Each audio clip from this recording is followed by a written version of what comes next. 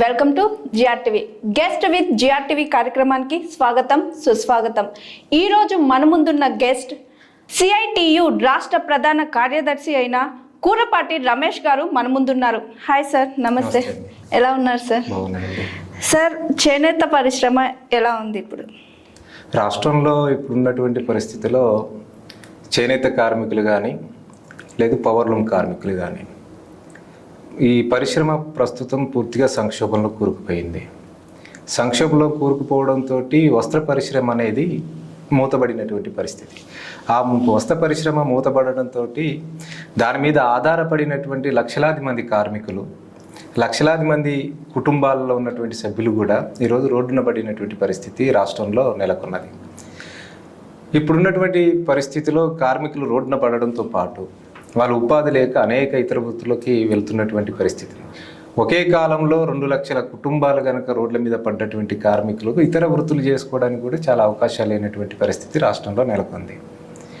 ఎంత తీవ్రంగా ఇప్పుడు సమస్య ఉంది అనంటే, సిరిసిల్లాలో ఇటీవలి కాలంలో ఒక 40,000 పవర్లూమ్స్ పూర్తిగా సంక్షోభంలో కూరుకుపోయి మూతపడిపోయింది. అక్కడ ఉన్నటువంటి వేలాది మంది కార్మికులు రోడ్డున పడ్డారు. రోడ్డున పడడమే కాదు, అక్కడ ఉన్నటువంటి కార్మికుడు ఉపాధి లేక కుటుంబాన్ని పోషించుకోలేక అతను తడుక శ్రీనివాస్ అనే ఒక కార్మికుడు కూడా ఆత్మహత్య చేసుకున్నటువంటి పరిస్థితి ఉంది. అంటే ఒక ఆత్మహత్య చేసుకున్న కారణం చూస్తే ఆ సమస్య ఎంత తీవ్రంగా ఉందో ఒకసారి మనం ఆలోచించాల్సినటువంటి అవసరం ఉంది. ఇది మనమే కాదు, ప్రభుత్వం ఆలోచించాలి, మొత్తం సమాజం కూడా ఆలోచించాల్సినటువంటి అవసరం ఉంది.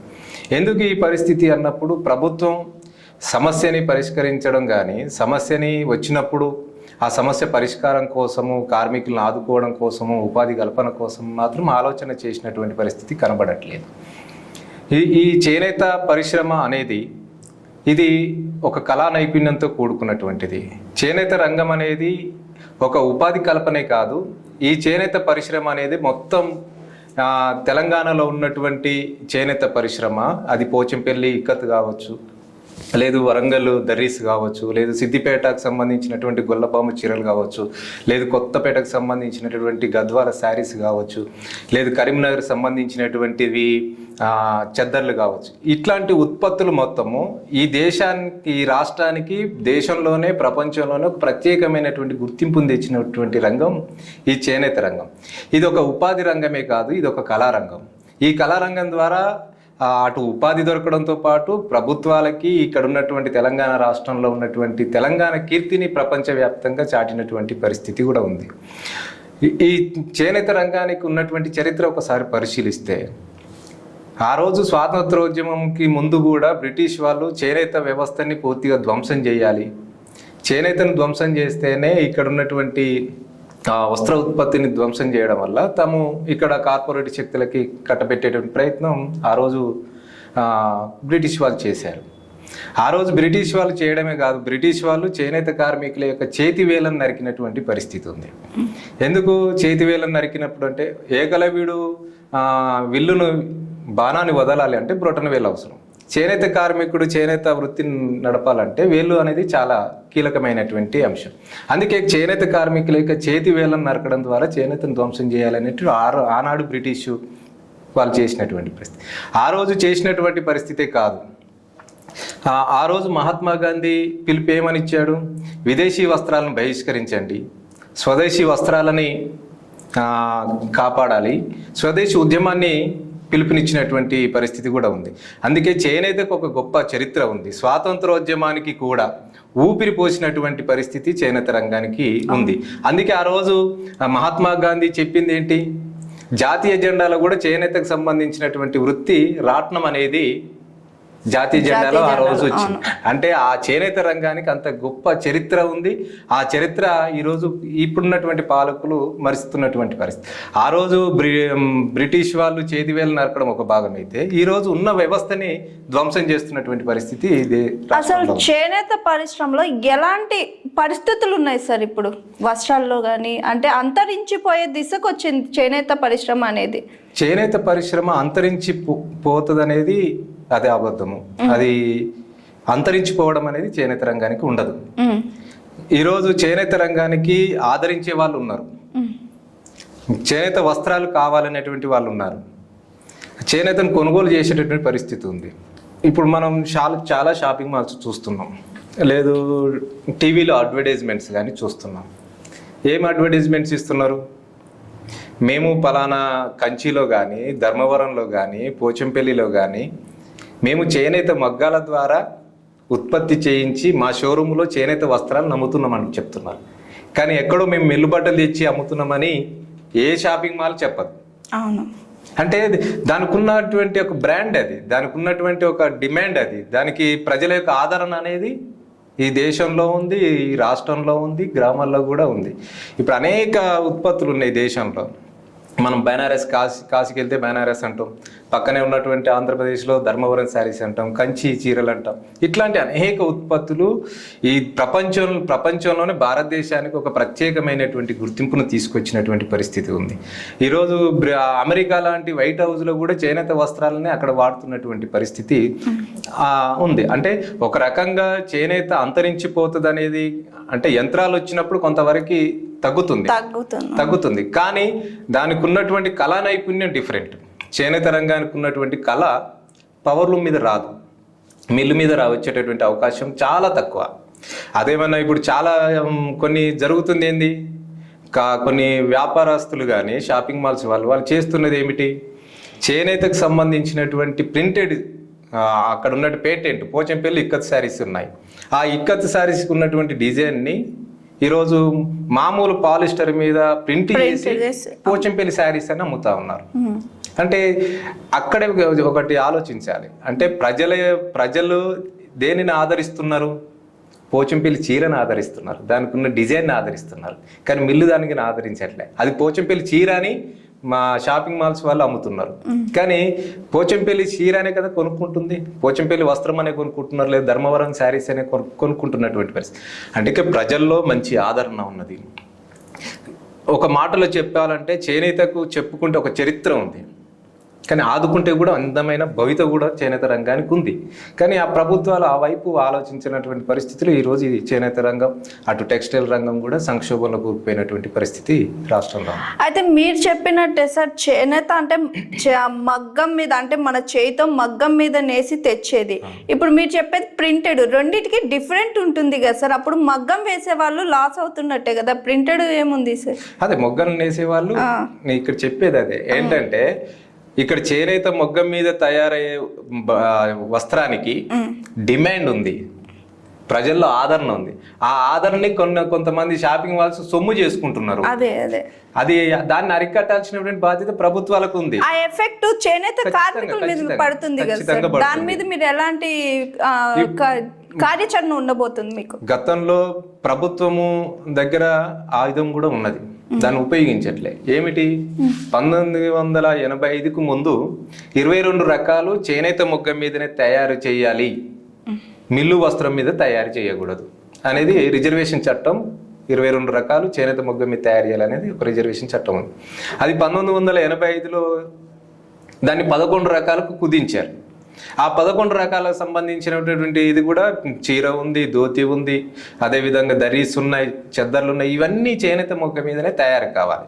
కానీ ప్రభుత్వం ఆ చట్టాన్ని అమలు చేయకపోవడం వల్ల ఈరోజు ప్రింటెడ్ శారీస్ మిల్లు మీద తయారయ్యి చేనేతను దెబ్బతీస్తున్నటువంటి పరిస్థితి కూడా ఉంది. అందుకే చట్టాన్ని గనక ప్రభుత్వం అమలు చేయగలిగితే ఈరోజు చేనేత కార్మికులకి ఉపాధి దొరుకుతుంది, డిమాండ్ వస్తుంది. చేనేత వస్త్రాన్ని కోరుకునేటటువంటి ప్రజలకి, వినియోగదారులకి నిజమైనటువంటి చేనేత వస్త్రాలు రావడానికి అవకాశం ఉంటుంది. మీరు మరి ఆ చట్టాన్ని తీసుకురావడానికి ఎలాంటి కార్యాచరణ ఉండబోతుంది? ఏమైనా ఉద్యమం లాంటిది ఏమైనా తీసుకురాబోతున్నారా? ఇప్పటికే చాలా సందర్భాలు ఈ చట్టాన్ని అమలు చేయాలని ప్రభుత్వాన్ని డిమాండ్ చేసినాం, పోరాటం చేస్తూనే ఉన్నాం. కానీ ప్రభుత్వాలు ఎవరి వైపు ఉన్నాయి? కార్పొరేట్ వైపు ఉంది. పేదవాడి కడుపు నింపడం కోసం కాకుండా పెద్దవాళ్ళ యొక్క జేబులు నింపేటటువంటి ప్రయత్నం ఈరోజు ప్రభుత్వాలు చేస్తున్నాయి. అందుకే మేము పేదవాడైనటువంటి కార్మికుడికి కడుపు నింపమని అడుగుతున్నాం. కానీ ప్రభుత్వాలు కొన్ని విధానాలు ఏం చేస్తున్నాయి? పెద్ద వాళ్ళ కార్పొరేట్ల జేబులు నింపేటటువంటి ప్రయత్నం చేస్తుంది. వాళ్ళ జేబులు నింపితే ఏమొస్తుంది? ఎన్నికల్లో డబ్బులు వస్తాయి, లేకపోతే ఇంకే రకమైనటువంటి కమిషన్లు వస్తాయి. కానీ పేదవాడికి కడుపు నింపితే వాళ్ళకి వచ్చేది ఏమిటి? పేదవాడిగా ఉంటేనే ఓటు ద్వారా మేము ఉపయోగించుకోవచ్చు అనే పద్ధతిలో పాలకులు ఉన్నారు. మరి దానికి ఏం చేయబోతున్నారు సార్ మీరు? ఇప్పటికే ఈ రాష్ట్రంలో ఆ ఒక్క అంశమే కాదు. ఈరోజు సహకార వ్యవస్థ ఉంది. సహకార వ్యవస్థ ద్వారా కార్మికులకు ఉపాధి కల్పించాలనేది ఒక సహకార వ్యవస్థ నిర్మాణం చేసుకున్నాం. చేనేత కార్మికులు అందరూ కలిసి పెట్టుబడి పెట్టి ఒక ప్రాథమిక సహకార సంఘాలని, దానికి మాతృ సంస్థ అయినటువంటి ఒక టెస్కో సంస్థను కూడా ఏర్పాటు చేసుకున్నాం. అది ప్రభుత్వం ఏర్పాటు చేసింది. కార్మికులు ప్రభుత్వం కలిపి ఏర్పాటు చేసుకున్నటువంటి సహకార వ్యవస్థ. ఈరోజు ఆ సహకార వ్యవస్థను కూడా ప్రభుత్వం ధ్వంసం చేసేటటువంటి ప్రయత్నం ప్రభుత్వం చేస్తుంది. ఏ విధంగా చేస్తుంది? ఈరోజు ప్రభుత్వానికి కావలసినటువంటి వస్త్రాలన్నిటిని కూడా సహకార వ్యవస్థలో ఉన్నటువంటి కార్మికుల ద్వారా ఉత్పత్తి చేయిస్తున్నారు. ఉత్పత్తి చేయించిన తర్వాత ప్రభుత్వం వాటిని కొనుగోలు చేస్తుంది. ఏది బీసీ వెల్ఫేర్ కానీ, ఎస్టీ వెల్ఫేర్ కానీ, లేదు గురుకుల పాఠశాలలు కానీ, లేదు రాజీవ్ విద్యా మిషన్ ద్వారా విద్యార్థులకి వస్త్రాలు కానీ, లేదు హాస్పిటల్కి సంబంధించినటువంటివి కానీ, ఇట్లాంటి వస్త్రాలన్నింటిని కూడా ప్రభుత్వం కొనుగోలు చేస్తుంది. ఆ కొనుగోలు చేసినటువంటి వస్త్రాల నిధుల్ని ఆ ప్రాథమిక చేనేత సహకార సంఘాలకి ప్రభుత్వం విడుదల చేయకపోవడం మూలంగా ఆ ప్రాథమిక చేనేత సహకార సంఘాలు బ్యాంకుల దగ్గర వడ్డీ తీసుకొచ్చారు. వడ్డీ తెచ్చే బట్టలు ఉత్పత్తి చేశారు. ఆ ఉత్పత్తి చేసినటువంటి బట్ట ప్రభుత్వం కొన్న తర్వాత డబ్బులు ఇవ్వకపోవడం వల్ల ఈరోజు 485,89,00,000 రూపాయలు ప్రభుత్వం చేనేత కార్మికులకు చెల్లించాల్సినటువంటి బకాయిలు. కానీ అవి చెల్లించకపోవడం వల్ల ఏమవుతుంది? కార్మికులకి వేతనాలు చెల్లించలేని పరిస్థితి వస్తుంది. సహకార సంఘాలు బ్యాంకుల దగ్గర అప్పు తీసుకొచ్చినటువంటి ఉన్న అప్పులు వారికి వడ్డీ పెరిగిపోతుంది. ఆ వడ్డీ పెరగడంతో సహకార సంఘాలు నష్టాలు పాలవుతారు. ఆ నష్టాల పాలు కావడం వల్ల కార్మికులకు ఉపాధి కల్పించలేకపోతున్నారు. ఆ ఉపాధి కల్పించలేకపోవడం వల్ల కార్మికులు రోడ్డున పడుతున్నారు. రోడ్డున పడి బ్రతకడం కోసం ఒక ప్రయత్నం, బ్రతకలేనటువంటి పరిస్థితులు ఆఖరికి ఆత్మహత్యలు చేసుకుంటున్నటువంటి ఒక దారుణమైనటువంటి పరిస్థితి ఈరోజు రాష్ట్రంలో ఉన్నది. ఇది ఒక భాగం. ఈ ప్రభుత్వానికి గత ప్రభుత్వాలైనా ఏ ప్రభుత్వాలైనా ఆ రోజు చెప్పాం, ఆ రోజు కాంగ్రెస్ ఉన్నా చెప్పాం, టీడీపీ ఉన్నా చెప్పాం, మొన్న లాస్ట్ టైం ఉన్న బీఆర్ఎస్కి చెప్పాం, ఇప్పుడు వచ్చినటువంటి కాంగ్రెస్ పార్టీకి కూడా, కాంగ్రెస్ ప్రభుత్వానికి కూడా అనేక సందర్భాలు చెప్తున్నాం. ఈ చేనేత రంగానికి, టెక్స్టైల్, పవర్లూమ్ రంగానికి ఇవి రెండు కూడా సపరేట్. ఈ రెండిటికి ఒక ప్రత్యేకమైనటువంటి పాలసీని రూపొందించమని మేము అడుగుతున్నాం. ఎందుకు పాలసీ అన్నప్పుడు కార్మికులకు ఉపాధి కోసము, వారి సంక్షేమం కోసము, ఆ కార్మికుల యొక్క అభివృద్ధి కోసం ఒక పాలసీ అనేది అవసరం. అందుకే ఈ ప్రభుత్వాలు ఏం చేస్తున్నాయి? టెక్స్టైల్ని, చేనేతను రెండు కలిపి చూస్తున్నటువంటి పరిస్థితి ఉంది. అందుకే ఈ రెండు కలిపి చూడడం కాదు, కలిపి బడ్జెట్ పెట్టడం కాదు, ఇవి రెండు సపరేట్ విడివిడిగా ఉండాలి. ఈ విడివిడిగా ఉండకపోవడం వల్ల రెండు రంగాలు పోతున్నాయి. అందుకే ఈరోజు ప్రభుత్వానికి అనేక సందర్భాలు చెప్పాం, ఇప్పుడు కూడా చెప్తున్నాం. ఈరోజు ఒక మాటలో చెప్పాలి అంటే గవర్నమెంట్ ఆదాయం కోసం ఇది ఎంతవరకైనా తెగిస్తుంది. ఈరోజు ప్రజలకి హాని చేసేది, కుటుంబాలని వీధుల పాలు చేస్తున్నటువంటి ఒక అంశం మీద గత ప్రభుత్వాలు చేసిన, ఈ ప్రభుత్వాలు చేస్తున్నాయి. ఏమిటి అనుకున్నప్పుడు మద్యం ఉందండి, లిక్కర్ షాపులు పెట్టాలి అని అంటే ప్రభుత్వం పాలసీ రూపొందించింది, లిక్కర్ పాలసీని రూపొందించి ఎంత జనాభా ఉన్నారు ఒక గ్రామంలో, ఆ గ్రామంలో ఎంత జనాభా ఉన్న వారికి ఎన్ని లిక్కర్ షాపులు పెట్టాలి, ఒక లిక్కర్ షాపుకి ఎంత దూరం ఉండాలి, ఆ గ్రామంలో ఆ లిక్కర్ షాపు ద్వారా ప్రభుత్వానికి ఎంత ఆదాయం రాబట్టాలి. దీనికంటే ఒక ప్రభుత్వానికి ఒక పాలసీ ఉంది. అది ప్రజలకి నష్టం చేస్తుంది, కుటుంబాలను నాశనం చేస్తుంది, ఆరోగ్యాలను నాశనం చేస్తుంది. ఇట్లాంటి వాటికి మాత్రం పాలసీ ఉంటది. కానీ బట్టనిచ్చేవాడు మనిషి ఒక పూట అన్నం లేకపోయినా బ్రతుకుతాడు, కానీ బట్ట లేకుండా వీధిలోకి వచ్చేటటువంటి పరిస్థితి లేదు. అలాంటి ప్రాణం కన్నా మానానికి విలువనిచ్చేటటువంటి మానవ జాతికి బట్టనందించే ఒక నేత కార్మికుడికి నువ్వు ఒక పాలసీని రూపొందించకపోవడం అనేది ఎంత దుర్మార్గం. ఆదాయమే కాదు కదా, ఆదాయ కోణంలోనే ఆలోచిస్తే ఇంకా చాలా చేయొచ్చు. ఆదాయం రాబట్టుకోవడం ఒక భాగం అయితే, ఆ ఆదాయం రానటువంటి వాళ్ళను కూడా కాపాడాల్సినటువంటి బాధ్యత ఓ తండ్రిలాగా ప్రభుత్వాలను నడిపేటటువంటి ప్రభుత్వాలదే కదా. ఆ ప్రయత్నం ప్రభుత్వాలు చేయకపోవడం వల్ల ఈరోజు ఈ సంక్షోభాన్ని ఎదుర్కొంటుంది. సార్, మీకు కూడా ఇప్పుడు రైతులకు సబ్సిడీ ఇస్తుంది కదా సార్ ప్రభుత్వం, చేనేత కార్మికులకు సబ్సిడీ ఇలాంటివి ఏమి ఉండవా? గతంలో కొన్ని సబ్సిడీలు ఉన్నాయి, యారన్ సబ్సిడీ అని ఇచ్చారు. కానీ ఆ యారన్ సబ్సిడీ ఇవ్వడం అనేది చాలా కార్మికులకి కొంతమేరకు అందింది. కానీ గత 6 నెలలుగా ఈ యారన్ సబ్సిడీ డబ్బులకు సంబంధించినటువంటి అంశం కూడా ప్రభుత్వం ఆ డబ్బులు రిలీజ్ చేయట్లేదు. యారన్ సబ్సిడీ పథకాన్ని కొనసాగించేటటువంటి పరిస్థితి లేదు. ఇప్పుడు నేతన్న బీమా అనేది, గతంలో ఒక నేతన్న బీమా ఉంది. అతను ఒక చేనేత కార్మికుడు కానీ పవర్లూమ్ కార్మికుడు కానీ మరణిస్తే 5 లక్షల రూపాయల వరకు ఆర్థిక సహకారం ఉండేది. కానీ ఈరోజు ఆ నేత కార్మికుడు, చేనేత కానీ పౌర్ణం కార్మికుడు కానీ చాలా పేదవాడు, కుటుంబాలు మొగ్గమే తప్ప తనకి మరో ఆస్తి అంటూ ఉండదు. అలాంటి పరిస్థితిలో ఉన్నాడు. అట్లాంటి కార్మికుడికి నేతన బీమా అనేది చనిపోయిన తర్వాత ఆ కుటుంబానికి ఎంతో కొంత ఆసరా అవుతుంది. కానీ అట్లాంటి పథకాలను కూడా ఈరోజు ప్రభుత్వం నిలిపివేసినటువంటి పరిస్థితి రాష్ట్రంలో ఉంది. దాంతోపాటు థ్రిఫ్ట్ ఫండ్, కార్మికుడు ఒక 1000 రూపాయలు కనుక పొదుపు చేసుకుంటే గతంలో ఉన్నటువంటి ప్రభుత్వాలు 1000కి 2000 రూపాయలు బ్యాంకులో జమ చేసేది. దీన్ని ఒక 36 నెలల పాటు పొదుపు చేసుకున్న తర్వాత 36 నెలలకి ఒకేసారి పెద్ద అమౌంట్ తీసుకోవడానికి అవకాశం ఉండేది. తద్వారా ఏమయ్యేది, ఈ పొదుపు అనేది ఒక అలవాటుగా మారి చివరికి పెద్ద మొత్తంలో రావడం, దేనికి ఒక కుటుంబ అవసరాలకి వచ్చేటటువంటి అవకాశం ఉంది. కానీ ఆ పథకాన్ని కూడా ఈరోజు ప్రభుత్వాలు నిలిపివేయడం అనేది చాలా దారుణమైనటువంటి విషయం. ఒక రాష్ట్ర ప్రభుత్వమే కాదు, దేశంలో ఉన్నటువంటి బీజేపీ ప్రభుత్వం కూడా అదే పని చేస్తుంది, అదే చేసింది. ఇప్పుడు చేనేత రిజర్వేషన్ చట్టాన్ని అమలు చేయాల్సినటువంటి బాధ్యత ఎవరిది? కేంద్ర ప్రభుత్వం. కానీ దాన్ని అమలు చేయరు. గతంలో మన తాతలు కావచ్చు, తండ్రులు కావచ్చు, అనేక పోరాటాలు చేసి పోరాడి సాధించుకున్నటువంటి జాతీయ చేనేత బోర్డుని, జాతీయ టెక్స్టైల్ బోర్డుని బీజేపీ ప్రభుత్వం రద్దు చేసింది. మహాత్మా గాంధీ బునకర్ బీమా యోజన కార్మికుడికి ఉండేది, ఆ పథకాన్ని బీజేపీ ప్రభుత్వం రద్దు చేసింది.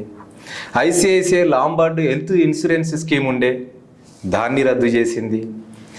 ఎవరైతే కార్మికుడికి పని లేనటువంటి పని చేసుకోవడానికి ఒక వర్క్ షెడ్ కావాలి, పని చేసుకోవడానికి ఒక ఇల్లు కావాలి, దానికి హౌస్ కమ్ వర్క్ షెడ్ అనేది గతంలో ఉండే, దాన్ని రద్దు చేసింది బీజేపీ ప్రభుత్వం.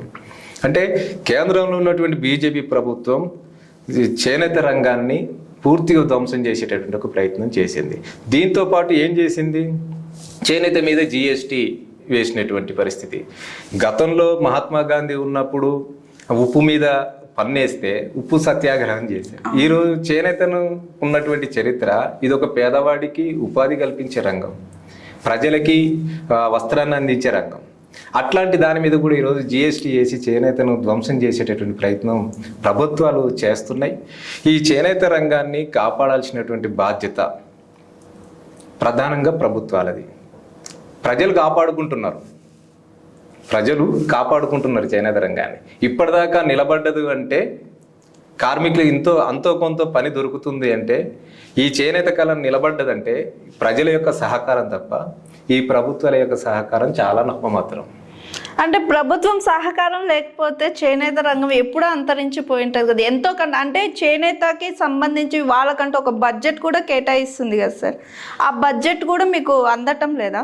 బడ్జెట్ అనేది ప్రభుత్వాలు కేటాయింపుల వరకే పరిమితం అయితే ఉపయోగం లేదు. అసలు మీ దాకే అందటం లేదా సార్? అందట్లేదు అని అంటే ప్రభుత్వాలు గత ప్రభుత్వానికి సంబంధించింది చేనేత రంగానికి ఒక పైసా కూడా కేటాయించినటువంటి సందర్భంలో అనేక పోరాటాలు చేసినాం. ఆ పోరాటాలు చేసినటువంటి సందర్భంలో అప్పుడున్నటువంటి బీఆర్ఎస్ ప్రభుత్వం 1283 కోట్ల రూపాయలని కేటాయించింది. కానీ చాలా భారీ మొత్తంలో బడ్జెట్ కనబడ్డది, 1283 కోట్ల రూపాయలు. కానీ ఖర్చు పెట్టిందంతా 200 కోట్లు, 250 కోట్ల వరకే వస్తుంది. ఆ 250 కోట్లు దేనికి కడుతున్నారంటే, అక్కడ ఉన్నటువంటి ఉద్యోగస్తుల జీతాలు, ఆఫీస్ మెయింటెనెన్స్, కార్లకు సంబంధించినవి, ఇవన్నీ పోను ఎక్కడో కొన్ని చిన్న పథకాలు కార్మికులకు అందుతున్నాయి తప్ప మొత్తం వ్యవస్థని, ఈ రంగం మీద ఆధారపడినటువంటి కార్మికులకు ఉపాధి కల్పించాలనేటువంటి ఒక ఆలోచన, దూరదృష్టి అనేది ప్రభుత్వాలకు అవసరం అనేది మేము భావిస్తున్నాం. అందుకని మేము మొట్టమొదటిగా చెప్తుంది, ప్రభుత్వాలు పై పథకాలు కాదు, కార్మికుడు తన సొంతంగా నిలబడేటువంటి పథకాలు రావాలి. ఏదో భిక్ష వేస్తే బ్రతికేటటువంటి వ్యవస్థను నిర్మాణం చేసినంత కాలం ఈ రాష్ట్రం బాగుపడదు, ఈ దేశం బాగుపడదు. ఎప్పుడైనా ప్రజలు తనంతట తను నిలబడగలిగి ఆ శక్తిని ప్రభుత్వాలు ఇవ్వాలి.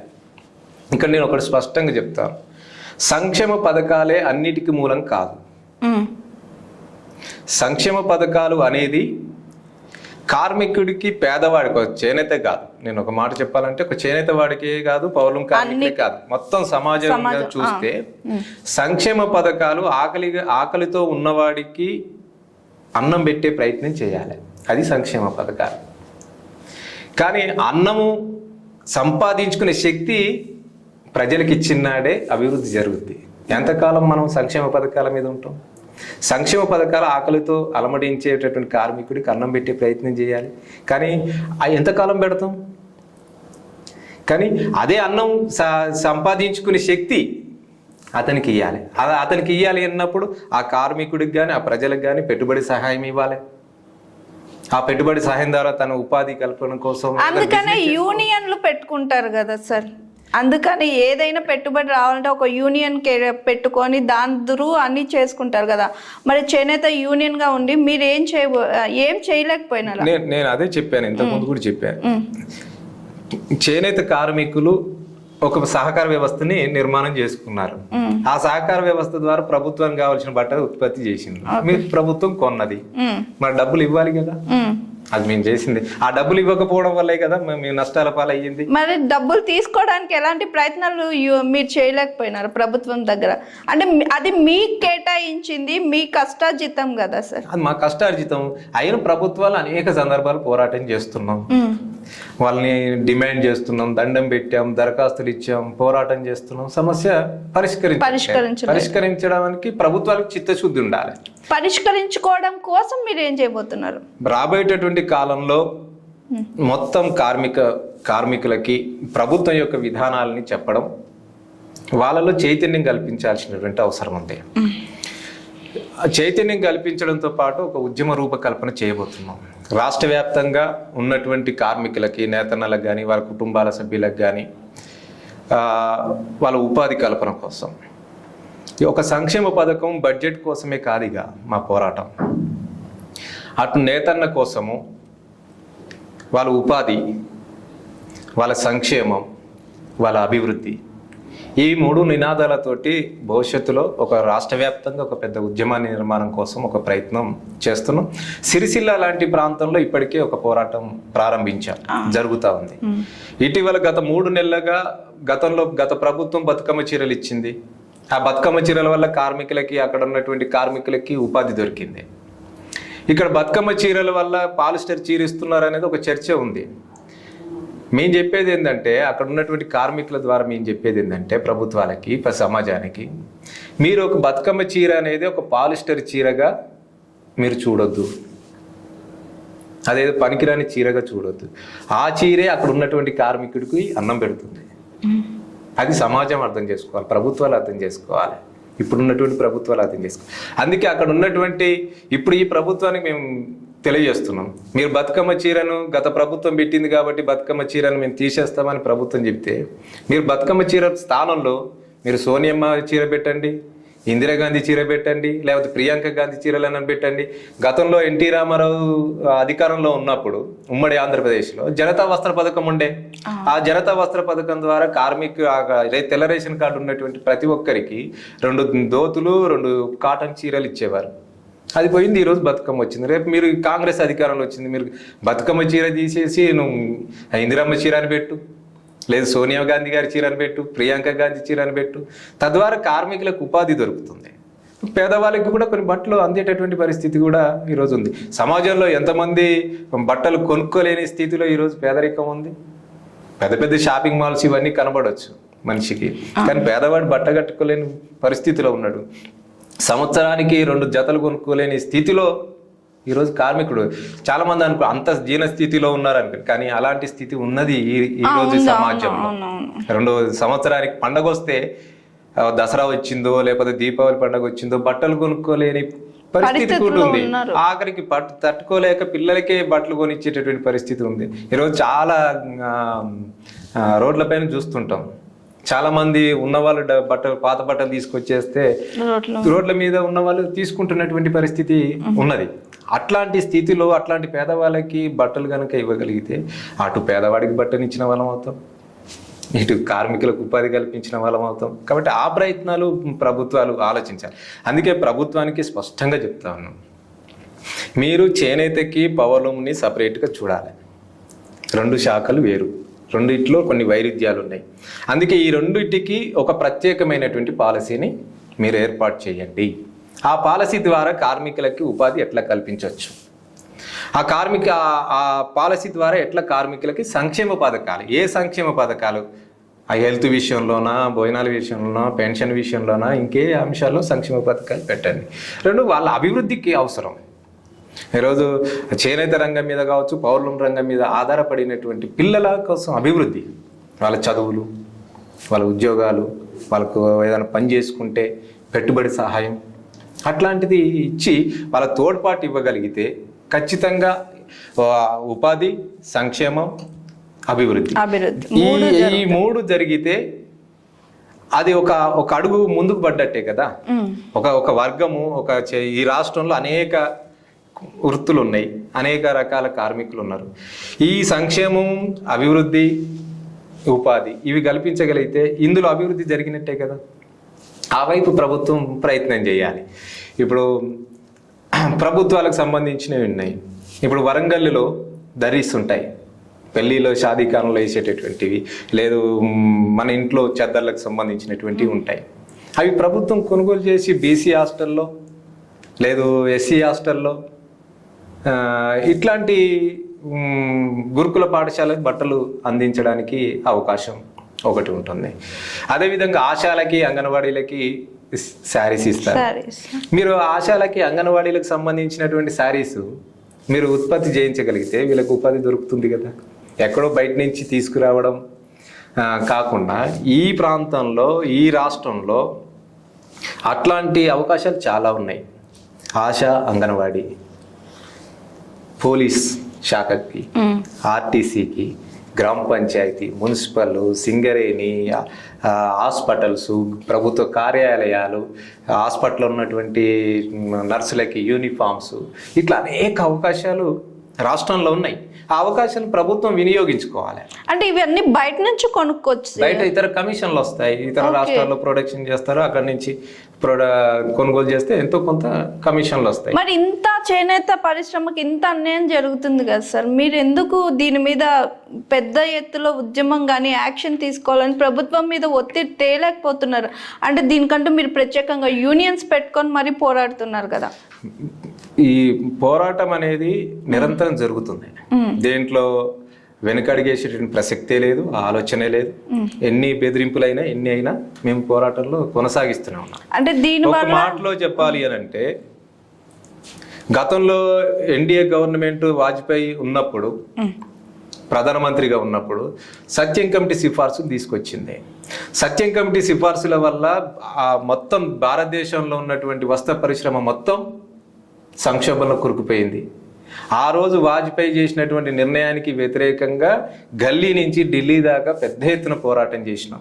సత్యం కమిటీ సిఫార్సుల్ని వెనక్కి కొట్టగలిగినాం. అదేవిధంగా కాంగ్రెస్ గవర్నమెంట్ అధికారంలోకి వచ్చిన తర్వాత కూడా చేనేత సహకార సంఘాలకు సంబంధించి, చేనేత కార్మికులకు సంబంధించినటువంటి రుణాలు మాఫీ చేయాలని కూడా ఢిల్లీ దాకా పోరాటం చేసినాం. చేనేత సహకార సంఘాలకి, కార్మికులకి రుణాలు మాఫీ చేయించుకున్నాం. అది పోరాటం వల్ల అయింది. 2016, 2015 ఆ సందర్భంలో బీఆర్ఎస్ గవర్నమెంట్ ఉంది, టీఆర్ఎస్. ఆ రోజు చేనేత రంగానికి నయా పైసా కూడా కేటాయించాలి ప్రభుత్వం, ఒక్క పైసా కూడా బడ్జెట్లో కేటాయించాలి. ఆ కేటాయించినటువంటి సందర్భంలో అన్ని సంఘాలను కలుపుకొని పెద్ద ఎత్తున పోరాటం చేసినాం. ఈ రాష్ట్రంలో అసెంబ్లీలోనే అప్పటి ముఖ్యమంత్రి, ఈ రాష్ట్రంలోనే ఒక్క చేనేత మొగ్గం కూడా లేదు, కార్మికులు లేరని ప్రభుత్వం ఆ సందర్భంలో ప్రకటించింది. చేనేత మొగ్గాలు ఉన్నాయి, కార్మికులు ఉన్నారు, ఈ రాష్ట్రంలో సమస్యలు ఉన్నాయి అని ప్రభుత్వం తెలియజేయడం కోసం మొత్తం తెలంగాణ రాష్ట్ర వ్యాప్తంగా బస్సు యాత్ర చేసినాం. ఎక్కడైతే మొగ్గాలు ఉన్నాయో ఆ రోజు రాజోలిలో ప్రారంభమై పోచంపల్లిలో ముగించాము బస్సు యాత్ర. ఈ రాష్ట్రంలో ఉన్నటువంటి అన్ని చేనేత కేంద్రాలు తిరిగి కార్మికుల సమస్యలన్నిటిని కూడా క్రోడీకరించి ప్రభుత్వానికి విన్నవించినాం. ఒక్క పైసా కూడా కేటాయించినటువంటి పరిస్థితిలో ఉన్న పరిస్థితుల్ని ప్రభుత్వానికి చెప్పినాం. ఆ రోజు కేటీఆర్ గారు చేనేత జౌళి శాఖ మంత్రి ఈ రాష్ట్రంలో ఉన్నటువంటి కార్మికుల సమస్యలన్నీ కూడా వారి ముందు పెట్టాం. ఇవి కార్మికులకు ఉన్నటువంటి సమస్యలు, ఇవి ఈ సమస్యలకు పరిష్కార మార్గాలు అని వారికి చెప్పిన తర్వాత ఆ రంగానికి 1283 కోట్ల రూపాయలు కేటాయించుకోగలిగినాం. ఈ రాష్ట్రంలో మొగ్గాలే లేవన్నప్పుడు గ్రామాల్లో ఏదో పల్లెటూరులో ఉన్నటువంటి మొగ్గాలని హైదరాబాద్ ఇందిరా పార్క్ దగ్గరికి తీసుకొచ్చి మొగ్గాలు ఉన్నాయి అని భారీ మొగ్గాల ప్రదర్శన చేసినాం. అది పోరాటం. ఆ పోరాటం వల్లనే, ఆ బస్సు యాత్ర వల్లనే ఆ రోజు 1283 కోట్ల రూపాయలు బడ్జెట్లో కేటాయించుకోగలిగినాం. నేతన్న బీమా మా పోరాటం వల్లే వచ్చింది. థ్రిఫ్ట్ ఫండ్ పథకం ఆ పోరాటం వల్లే వచ్చింది. యారన్ సబ్సిడీ రావడం ఆ పోరాటం వల్లే వచ్చింది. బడ్జెట్ కేటాయించుకున్న ఈ పథకాలు వచ్చిన ఆ రోజు చేసినటువంటి పోరాటం, అవి సాధించుకున్నాం పోరాటం వల్ల. ఈరోజు ఆ ఉన్న పథకాలు కూడా ఇప్పుడు వచ్చినటువంటి ప్రభుత్వం యారన్ సబ్సిడీ, నేతన్న బీమా, థ్రిఫ్ట్ ఫండ్, బతుకమ్మ చీరలు ఇవన్నిటిని పూర్తిగా ప్రభుత్వం నిలిపేసింది. ప్రభుత్వం చెల్లించాల్సిన 485 కోట్ల రూపాయలు కూడా ప్రభుత్వం చెల్లించలే. ఇవన్నీ ఇప్పుడు అందుకే అటు బకాయిలు చెల్లించకపోవడం, ఉన్న సంక్షేమ పథకాలు నిలిపివేయడం, కొత్త ఆర్డర్స్ ఇవ్వకపోవడం ఈరోజు ఈ సంక్షోభానికి కారణమైంది. అందుకే ఇప్పుడు 10 నెల రోజులుగా సిరిసిల్ల ప్రాంతంలో కార్మికులు పెద్ద ఎత్తున పోరాటం చేస్తూనే ఉన్నాం. అది మేము చేస్తున్నటువంటి పోరాటమే. అక్కడ ఉన్నటువంటి కార్మికులకి ఉపాధి కల్పించండి, పరిశ్రమ మొత్తం మూతబడి. అసలు ఎందుకు సార్ ఆ పరిశ్రమ మూతబడే స్థితికి తీసుకొచ్చిందని? అదే గతంలో బతుకమ్మ చీరలు సిరిసిల్ల ప్రాంతంలో ఇచ్చారు. ఆ బతుకమ్మ చీరల పథకం ద్వారా కార్మికులకు ఉపాధి దొరికింది. ఆ ఉపాధి ద్వారా వచ్చేటటువంటి ఆదాయంతో కార్మికుడు బ్రతకగలిగిండు, కుటుంబాన్ని పోషించుకోగలిగిండు, ఇతర కొన్ని అంశాలు సమస్యలను పరిష్కరించుకోగలిగిండు.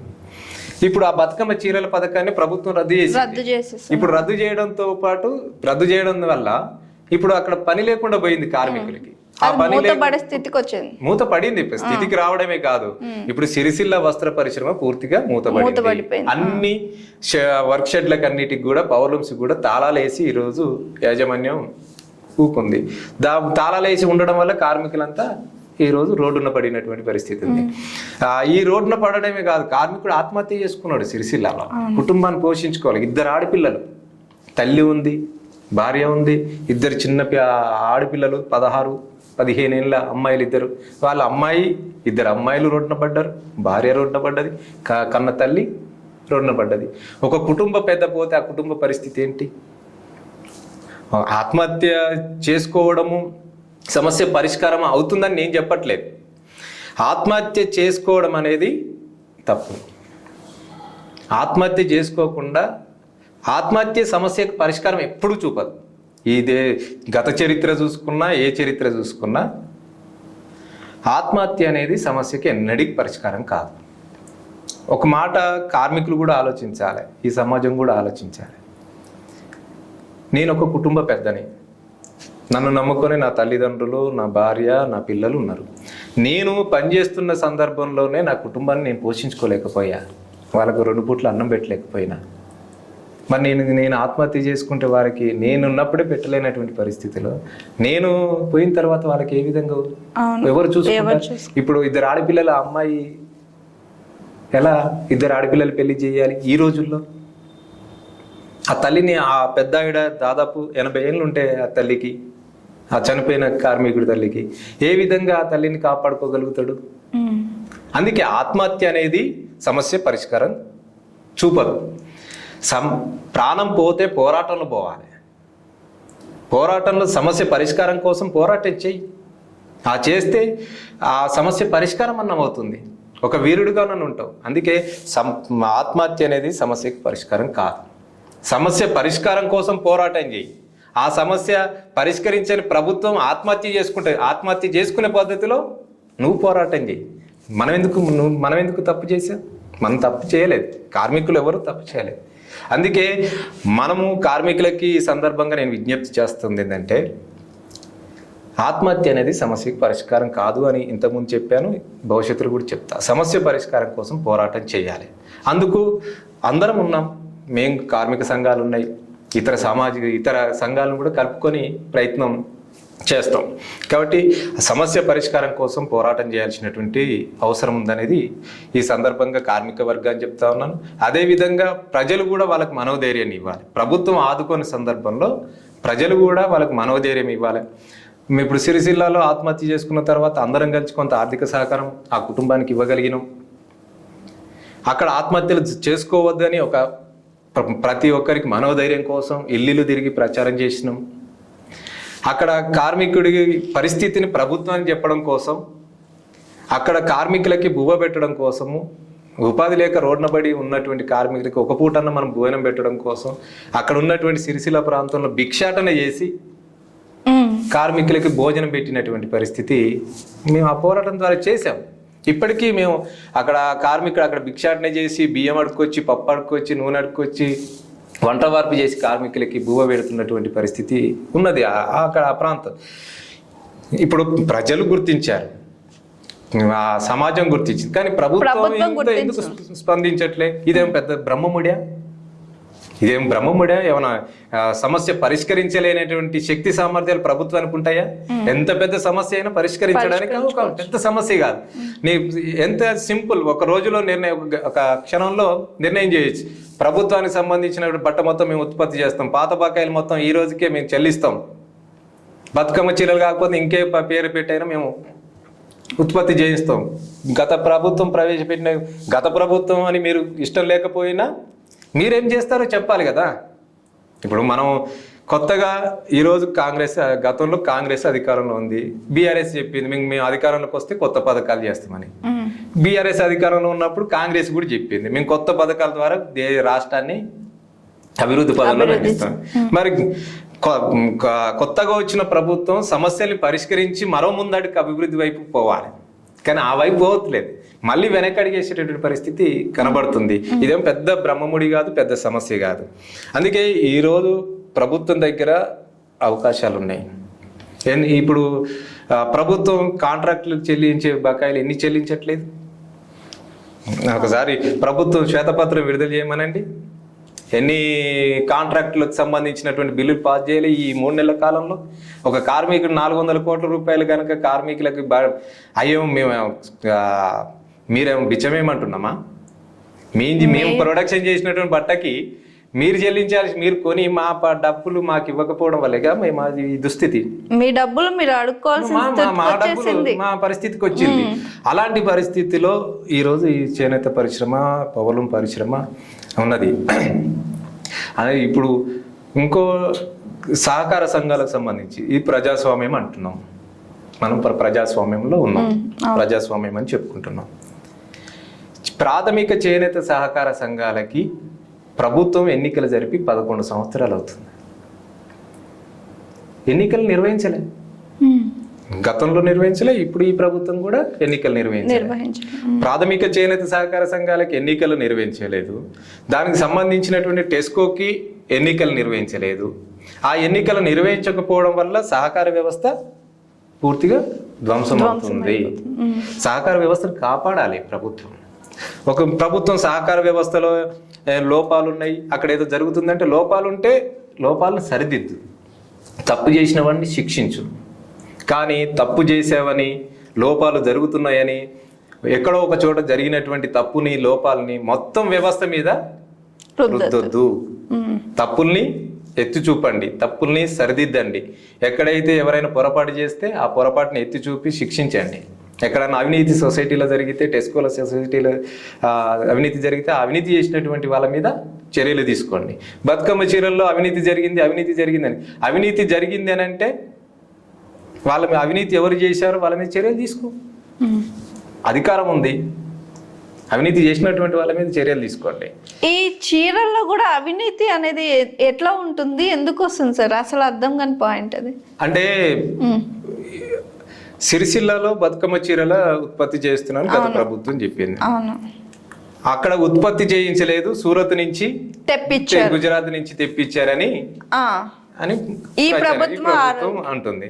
అందులో మొదటి టైంలో కొంత సమయానికి అందించకపోవడం వల్ల కొంత అక్కడి నుంచి తెచ్చిన మాట ప్రభుత్వం ఒప్పుకుంది. ఓకే, ఆ రోజు ఉన్నటువంటి ప్రభుత్వమే మేము ముందుగా కార్మికులకు ఆర్డర్స్ ఇవ్వకపోవడం వల్ల దసరా బతుకమ్మ పండగకి మేము చర్యలు ఇవ్వకపోవడం వల్ల అక్కడి నుంచి తీసుకొచ్చాం. ఆ తర్వాత జరిగిన పరిణామ క్రమంలో ఆ లోపాన్ని అధిగమించి కొంత ముందుగానే ఆర్డర్స్ ఇచ్చి ఉత్పత్తి చేయించారు. ఓకే, అయితే ఇప్పుడు అక్కడ ప్రతిసారి అక్కడ ఏదో గుజరాత్ నుంచో మహారాష్ట్ర నుంచో ఇంకెక్కడి నుంచో తీసుకొచ్చేసి మీరు బతుకమ్మ చీరలు ఇక్కడ ఇచ్చారని ప్రచారం చేయడం, ఒకవేళ సూరత్ నుంచో మహారాష్ట్ర నుంచో ఇంకెక్కడి నుంచో తెచ్చారు, ఆ తెచ్చిన వాళ్ళ మీద చర్యలు తీసుకోమని చెప్తున్నాం కదా. అవినీతి చేసిన వాళ్ళ మీద చర్యలు తీసుకో. అధికారం మీద ఉంది, చట్టం మీ చేతిలో ఉంది. ఆ చట్టం మీ చేతిలో, అధికారం మీ చేతిలో ఉన్నప్పుడు అవినీతి చేసిన వాళ్ళని చర్య తీసుకోకుండా ఆ అవినీతి పేరుతోటి పేదవాడు కార్మికుడు పొట్ట ఎందుకు కొడుతున్నామని అంటున్నా నేను. నా ప్రశ్న అది. అవినీతి చేసిన వాడు చర్య తీసుకో, కానీ అవినీతి పేరుతోటి పేదవాడు పొట్టగొట్టడం ఇది న్యాయమా ప్రభుత్వాలకి అనేది మేము మొదటి నుంచి చెప్తున్నాం. నిన్న కూడా ముఖ్యమంత్రి గారిని కలిశాం. ముఖ్యమంత్రి గారికి అనేక విషయాలు చెప్పినాం. ఇంతకుముందు చెప్పినటువంటిదే. ఇప్పుడు ఉన్నటువంటి పరిస్థితుల్లో వస్త్ర పరిశ్రమ పూర్తిగా సంక్షోభంలో ఉంది. దీన్ని ప్రభుత్వం వెంటనే ఆదుకోకపోతే మరింత తీవ్రమయ్యేటటువంటి ఒక ప్రమాదం పొంచి ఉంది. ఆ ప్రమాదం ఎంత ప్రమాదం ఉందో సిరిసిల్లలో జరిగినటువంటి ఆత్మహత్య నిదర్శనం కనబడుతుంది స్పష్టంగా. అక్కడ 20,000 మంది కార్మికులు రోడ్డున పడ్డారు, అది కనబడతా ఉంది. సహకార వ్యవస్థలో ఉన్నటువంటి కార్మికులు బకాయిలు చెల్లించకపోవడం వల్ల అక్కడ సమస్య ఉంది. అందుకే ఆ ప్రభుత్వం చెప్పే ఈ విషయాలన్నీ మీరు యుద్ధ ప్రాతిపదికన ఈ సమస్యను పరిష్కరించాలి. మీరు చేనేత రంగానికి సంబంధించినటువంటిది ఒక పాలసీని రూపొందించమని అడిగాం. 2 రంగాలకి, టెక్స్టైల్కి, పవర్లూమ్, చేనేత రంగానికి పాలసీని రూపొందించండి. ఉపాధి, సంక్షేమం, అభివృద్ధి ఈ మూడింటిని క్రోడీకరించి ఒక బోర్డుని ఏర్పాటు చేయడం. ఆ బోర్డు ఏర్పాటు చేయడం దానికి ఒక ఏదో బోర్డు ఏర్పాటు చేసి ఒక అధికారనో లేకపోతే కారు ఇచ్చేసి పెట్టడం కాదు. దానికి ఒక మూల నిధి ఒక 1,000 కోట్ల రూపాయలు కనుక ప్రభుత్వం కేటాయించగలిగితే మొత్తం రాష్ట్రంలో ఉన్నటువంటి కార్మికులందరినీ ఉపాధి కల్పించవచ్చు, సంక్షేమం అందించవచ్చు, అభివృద్ధి చేయొచ్చు. ఆకలి చావులు కానీ ఆత్మహత్యలు కానీ జరగకుండా చేయడానికి అవకాశాలు ఈ రంగం మీద ఉన్నాయని ముఖ్యమంత్రి గారు చెప్పారు. పాత బకాయిలు ప్రభుత్వ రంగ సంస్థలు టెస్కో ద్వారా కొన్న బట్టలకి బకాయిలు చెల్లించండి. తద్వారా కార్మికులకి తిరిగి పని కల్పించడానికి అవకాశం ఉంటుంది. బతుకమ్మ చీరలు కొనసాగించాలని అడిగాం. ఇప్పుడు నిలిపేసినటువంటి నేతన్న బీమా, యారన్ సబ్సిడీ, విధంగా థ్రిఫ్ట్ ఫండ్, ఈ స్కీమ్స్ ఆగిపోయాయి. ఈ స్కీమ్స్ కొనసాగించాలి. ఇవి కొనసాగించను అని మీరు ప్రభుత్వం కనుక నిర్ణయం తీసుకొని ఉంటే ఈ స్థానంలో కొత్త పథకాలను ప్రవేశపెట్టండి. మీరు గత ప్రభుత్వం ప్రవేశపెట్టిన పథకాలు కనుక మీరు ఇష్టం లేకపోతే, మీరు రాజకీయ కక్షలు ఉంటే అక్కడ చూసుకోండి. రాజకీయ పార్టీలకి లేదా ఉంటే మీరు చూసుకోండి, కానీ పేదవాడి కోసం కాదు. మీరు గత ప్రభుత్వం సంక్షేమ పథకాలు అమలు చేయాలని కోరుతున్నాం. అమలు చేయాలని ఇష్టం లేకపోతే కొత్త పథకాలన్నా ప్రవేశపెట్టి అభివృద్ధి చేయండి, వాళ్ళ సంక్షేమ పథకాలు అందించండి. ప్రాథమిక చేనేత సహకార సంఘాలకి ఎన్నికలు నిర్వహించండి. ఎన్నికలు నిర్వహించడం వల్ల అక్కడ ప్రాథమిక చేనేత సహకార సంఘాల్లో ఉన్నటువంటి పారిశ్రామికుడు ఓ సంఘానికి అధ్యక్షుడు అవుతాడు. ఆ సంఘం అధ్యక్షుడి ద్వారా టెస్కోకి ఒక డైరెక్టర్ అవుతాడు, డైరెక్టర్ నుంచి చైర్మన్ అవుతాడు. అందులో పారిశ్రామికులే భాగస్వామ్యం అవుతారు. కాబట్టి ఆ కార్మికుడి యొక్క సమస్య నిరంతరం ఆ టెస్కోకి కార్మికుడికి మధ్యన అనుసంధానంగా ఉంటుంది. అందుకే ఈ ఎన్నికలు నిర్వహించడం అనేది చాలా ముఖ్యం. దాంతోపాటు ప్రభుత్వానికి సంబంధించినటువంటి ప్రభుత్వ రంగ సంస్థలకు కావలసినటువంటి వస్త్రాలు మొత్తం మీ నుంచి ఉత్పత్తి చేయించండి. ఇప్పుడు ఇండస్ట్రీ పెడుతున్నారు. హైటెక్ సిటీ ప్రాంతంలో ఐటీ కంపెనీలు చాలా వచ్చినాయి. ప్రభుత్వం ఆ ఇండస్ట్రీ పాలసీలు ఏం చెప్తుంది? మీరు ఇండస్ట్రీ పెడితే మీకు ఇంత రాయితీ ఇస్తాం, ఇంత భూమి ఇస్తాం, ఇంతమందికి మీరు ఉపాధి కల్పించాలి అని అంటున్నారు. ఇప్పుడు ఐటీ కంపెనీలో పెద్ద ఐటీ కంపెనీల్లో వేలాది మంది ఐటీ ఉద్యోగులు ఉన్నారు. వాళ్ళకు కూడా యూనిఫామ్స్ ఉన్నాయి కదా. మీరు ఆధీనం ఇండస్ట్రీ మీకు ఒక ఐటీ కంపెనీ పెడుతున్నామంటే మీ యూనిఫామ్ మీ అక్కడున్న ఐటీ ఉద్యోగులకు యూనిఫామ్ ఉందంటే మీరు ఇండస్ట్రీ ఆ ఐటీ కంపెనీ పెట్టే సందర్భంలో లేదు ఒక కంపెనీ పారిశ్రామిక ప్రాంతంలో ఒక కంపెనీ పెట్టే సందర్భంలో అక్కడ యూనిఫామ్ ఉంటే ఆ యూనిఫామ్ కూడా మీరు ఉత్పత్తి చేయించాలి మా ప్రభుత్వం దగ్గర అని మీరు డిమాండ్ చేయొచ్చు. ఎప్పుడైతే పర్మిషన్ ఇవ్వగలుగుతారో ఆ పర్మిషన్ ఇచ్చే సందర్భంలో మీ కంపెనీలో వర్కర్లున్నా ఉద్యోగస్తులున్నా వీళ్ళకి కావలసిన వస్త్రాలు ప్రభుత్వం దగ్గర కొనుగోలు అంటే మొత్తం సమస్య పరిష్కారానికి అందుకే దొరుకుతుంది. అందుకే పాలసీ, ఒక అభివృద్ధి బోర్డు, ఒక 1000 కోట్ల రూపాయలు, సహకార సంఘాలకు సంబంధించినటువంటి బకాయిలు, ఎన్నికలు, ఇక్కడ ఉన్నటువంటి సమస్యల పరిష్కారం కోసం ప్రభుత్వం ప్రయత్నం చేయాలని ఈ సందర్భంగా విజ్ఞప్తి చేస్తున్నాం. ప్రభుత్వానికి విజ్ఞప్తి చేయడంతో పాటు పోరాటాలకు కూడా సిద్ధమవుతాం. పోరాటాలకి వెనకడిగే ప్రసక్తే లేదు. సిరిసిల్లలో జరుగుతున్నటువంటి పోరాటంలో మేము పోరాటం చేస్తున్నాం, కార్మికుడి కోసం న్యాయం చేయమని అడుగుతా ఉన్నాం. న్యాయం చేయమన్నా కూడా అక్కడ పోరాటం చేస్తున్నటువంటి నా పైన కానీ అక్కడ సిరిసిల్లలో ఉన్నటువంటి నాయకుల మీద కానీ కార్మికుల మీద కానీ కేసులు పెట్టారు. మీరు కేసులు పెట్టినా ఏం పెట్టినా ఖచ్చితంగా పోరాటాలకి సిద్ధమవుతాం.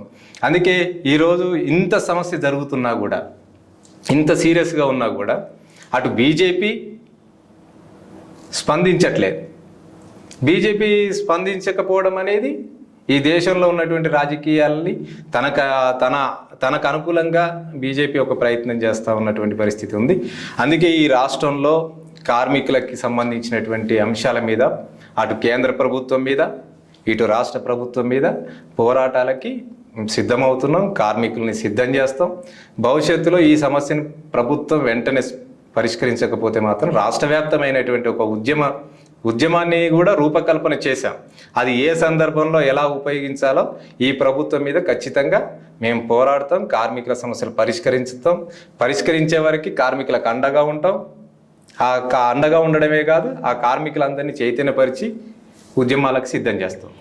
సార్, లాస్ట్ క్వశ్చన్, నిన్న మీరు సీఎం రేవంత్ రెడ్డి గారిని కలిశారు సార్. మీరు 10 డిమాండ్లతో కూడిన ఒక పత్రాన్ని ఇచ్చారు.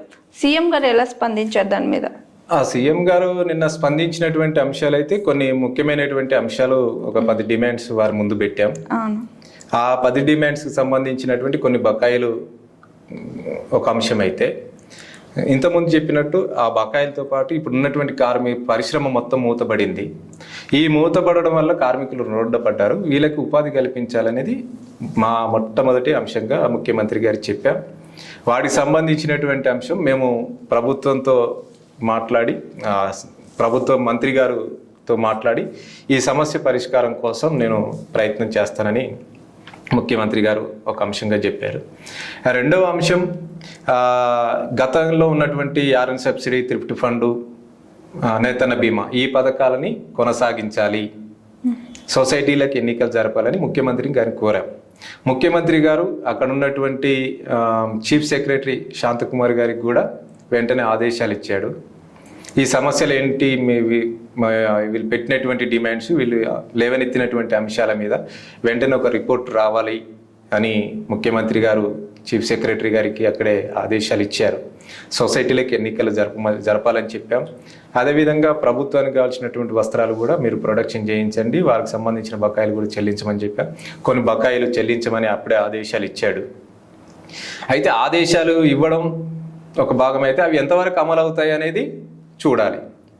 ఒక ప్రయత్నం చేశాం, పోరాటం చేసినాం, ప్రభుత్వానికి విన్నవించినాం, సమస్య పరిష్కరిస్తానని ముఖ్యమంత్రి గారు అన్నారు.